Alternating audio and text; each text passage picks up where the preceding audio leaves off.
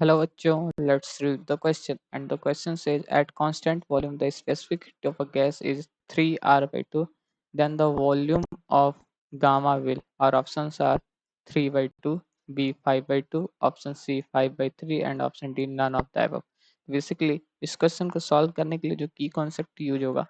की concept to solve this questions are पहला हम लोग देखें तो स्पेसिफिक हीट जो होती है स्पेसिफिक हीट हम लोग डिनोट करते हैं सीवी और सीवी इज इक्वल टू क्या हो जाता है सीवी इज इक्वल टू होता है 3 बाई सॉरी जो होता है वो होता है सीवी स्पेसिफिक हीट और उसकी वैल्यू हम लोग को गिवन है 3/2R और इसको अगर हम लोग देखें तो सीवी का जो फॉर्मूला होता है उसको लिखते हैं F/2R मतलब कि F जो है वो डिग्री ऑफ फ्रीडम है और दूसरा देखें तो जो गामा की वैल्यू होती है गामा इज इक्वल टू हम लोग लिखते हैं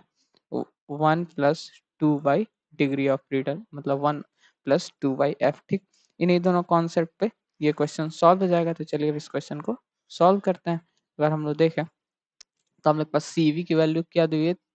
3/2R तो अगर देखें तो सीवी इज इक्वल टू होता है F/2 × R तो यहाँ आपसे दिया हुआ है F/2R इज इक्वल टू है 3/2R तो यहाँ से देखें तो हम लोग के पास डेट इम्प्लाई F की जो वैल्यू आ गई F की वैल्यू आ गई वो 3 आ गई ये हम लोग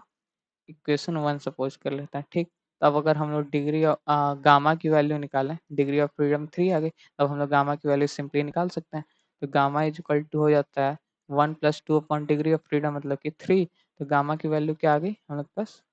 1 मतलब कि 3 to 5 इसको ये हो जाएगा 5/3 गामा की वैल्यू हो गई हम लोग के पास 5/3 और हम लोग से क्वेश्चन में यही पूछा था कि find the value of gamma तो गामा की वैल्यू हो गई 5/3 अगर ऑप्शन मैच करें 3/2 ये नहीं मैच करा 5/2 ये भी मैच जो ऑप्शन सी है वो मैच कर रहा है 5/3 so the final answer is option C 5/3 hope you understand it well all the best thank you